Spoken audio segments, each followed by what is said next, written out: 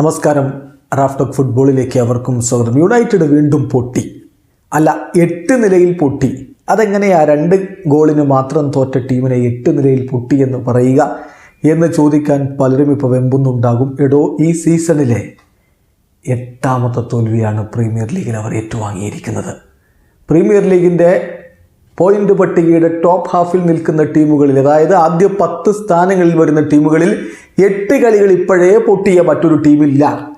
8ൻ്റെ പൊട്ടലാണ് ഇത്തവണ അവർക്ക് കിട്ടിയിരിക്കുന്നത്. 8ൻ്റെ പണിയാണ് ടെൻ ഹാഗിനും സംഘത്തിനും കിട്ടിയിരിക്കുന്നത് എന്ന് തന്നെ പറയണം. പ്രീമിയർ ലീഗ് പോയിന്റ് പട്ടിക ഒന്ന് എടുത്തു നോക്കുക.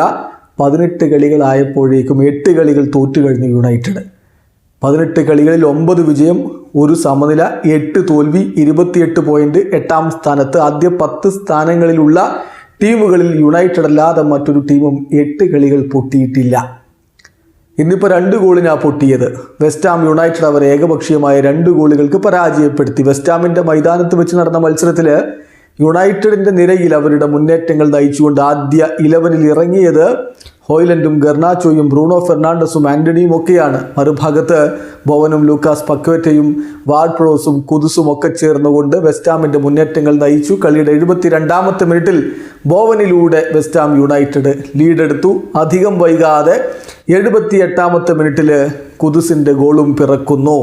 എന്തായാലും കുദുസിൻ്റെ ഗോളിൻ്റെ അസിസ്റ്റ് വരുന്നത് പക്വേറ്റയുടെ വകയാണ്. പക്വേറ്റ ഇപ്പോൾ മികച്ച പ്രകടനമാണ് നടത്തുന്നത്. ഏതായാലും ഏകപക്ഷീയമായ 2 ഗോളിൻ്റെ തോൽവിയാണ് യുണൈറ്റഡ് ഇപ്പോൾ ഏറ്റുവാങ്ങിയിരിക്കുന്നത്. യുണൈറ്റഡ് മത്സരങ്ങൾ വിജയിച്ചിട്ട് എത്ര നാളുകളായി എന്നുള്ളതാണ് ആരാധകർ ഇപ്പോൾ നോക്കുന്നത്.